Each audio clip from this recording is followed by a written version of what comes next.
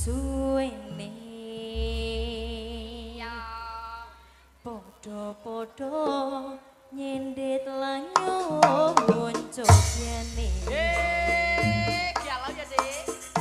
masyo ake udo angrin tumi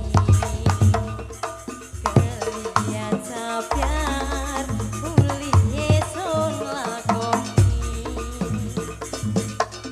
hoi kono ngati hangat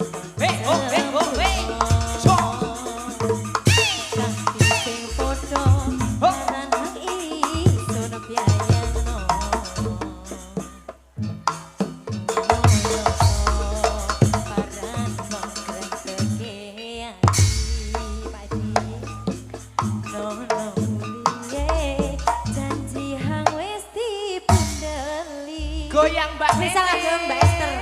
keton hangisa Sangga alak lompot ambihan sana kira sing bisa maning jati siji mergo prahara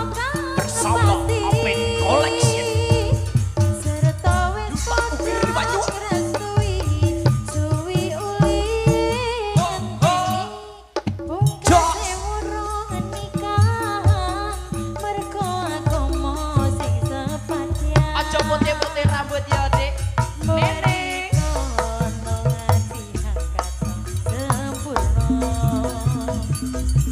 kang sing padha parang isun piayangno Hei, hei. parang krentege aduh